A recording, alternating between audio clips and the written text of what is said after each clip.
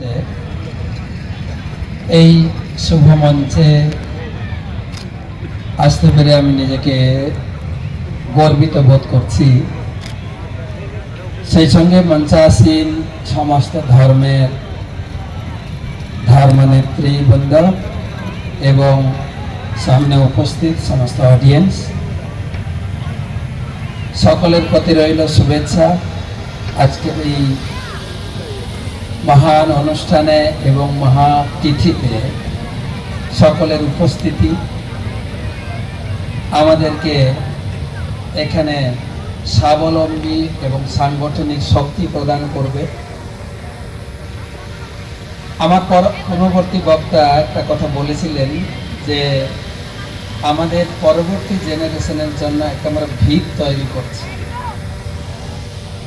সমস্ত ধর্মে একটা সিমিলারিটি আছে, সব ধর্মের কথা একই নীতিতে চলে।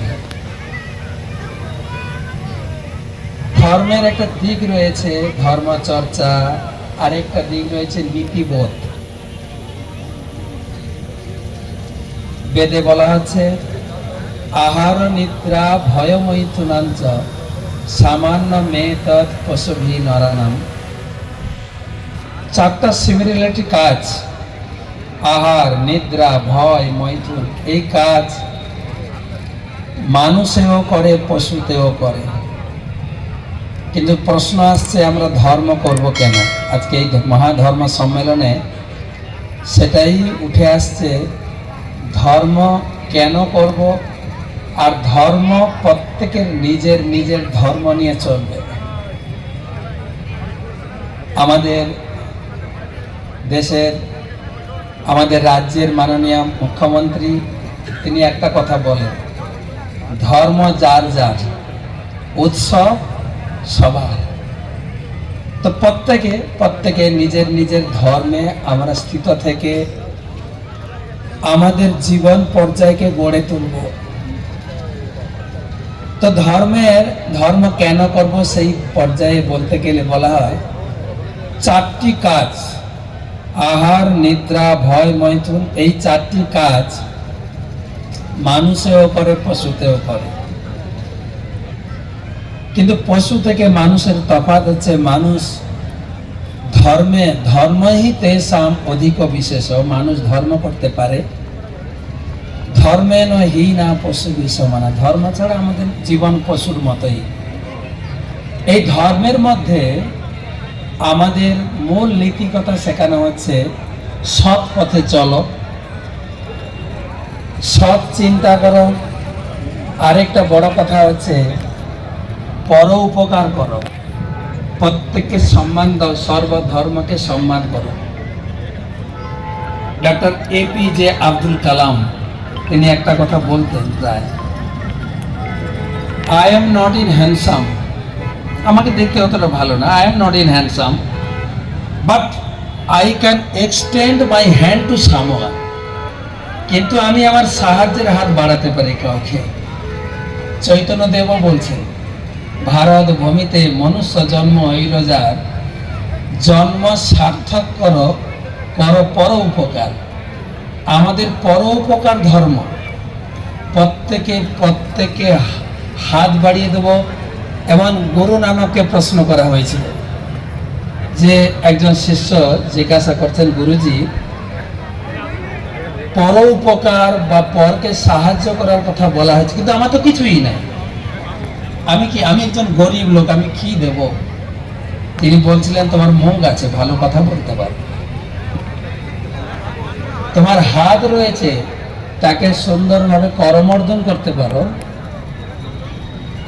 এবং তোমার সবকিছু দিয়ে তাকে সাহায্য করতে পারো। তাই যে সমস্ত ধর্মের নীতি কথা কিন্তু একটাই, সৎ পথে চলো, সৎ চিন্তা করো এবং অপরকে সাহায্য করো, অপরের পাশে দাঁড়াও।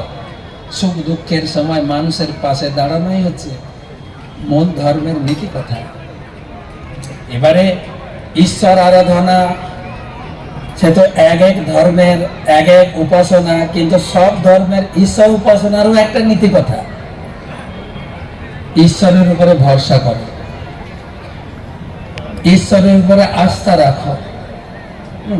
বেদে বলা আছে ভগবান, ভগবান মানে আছে ভ মানে যিনি ভূমি তৈরি করেছেন, গ মানে যিনি গগন তৈরি করেছেন, ব অর্থে যিনি বায়ু তৈরি করেছেন।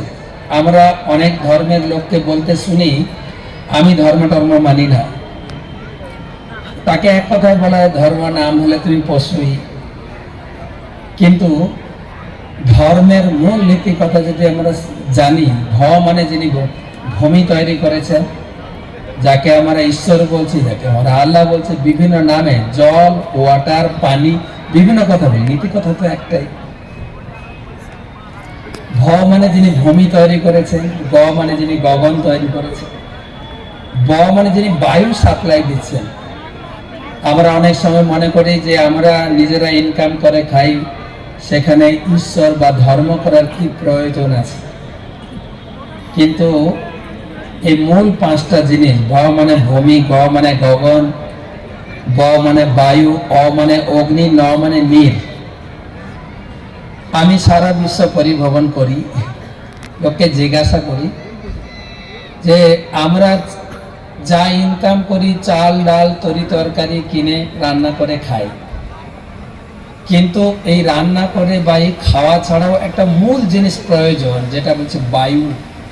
বায়ু ছাড়া আমরা এক মুহূর্ত বাঁচতে পারি না, কিন্তু সে বায়ু সাপ্লাই দিচ্ছেন ঈশ্বর, গড, আল্লাহ, তিনি সাপ্লাই দিচ্ছেন। তার অনুদান নিয়ে আমরা বেঁচে আছি, তার উপরে নির্ভর করে সৎ পথে সৎ মার্গে চিন্তা ভাবনা করে আমাকে চলতে হবে। তো আমরা এখানে রয়েছি, বিভিন্ন ধর্মের কথা শুনবো এবং বিভিন্ন ধর্মের মার্গে আমাদের ছোটদেরকে পরিচালিত করব। এপিজে আব্দুল কালাম তিনি বলতেন একটা কথা, যে আমাদের বিশেষ করে মায়েদের উপরে প্রাধান্য দেওয়া হয়েছে বেশি। মায়েরা শিশুদের যখন যত্ন নেন, শিশুদেরকে যে গাইড করা, শিশুদেরকে যে পরিচালনা করা, একটা শিশু মায়ের কোলে যা কিছু শেখে 100টা বিদ্যালয়ে ততটুকুই পায় না। মা যে ভাষায় কথা বলবে সেই ভাষায় চলবে। তাই ধর্মের আরেকটা মূলনীতি হচ্ছে শিশুদেরকে যত্ন নাও, মায়েদের যত্ন নাও এবং বৃদ্ধদের যত্ন নাও। এটাও একটা নীতিকথা, এসব ধর্মের একই নীতিকথা। তাই অনেক বক্তব্য আমরা এখানে শুনবো, যেখানে এখানে যারা উপস্থিত হয়েছেন, আমাদের যে আপনাদের যে মহান লক্ষ্য, এখানকার আয়োজক যারা রয়েছেন, নানা ধর্মের নানা বর্ণের এই যে ইতিহাস ভারত ভূমিতে গড়ে উঠেছে, সবাই মিলেমিশে নিজ নিজ ধর্মে স্থিত থেকে অপর ধর্মকে সম্মান করে এই নীতিবোধ আমরা পরবর্তী জেনারেশনকে দিয়ে যাব, যেটা হবে তাদের জীবনের একমাত্র অ্যাসেট, একমাত্র পুঁজি। সবাইকে ধন্যবাদ।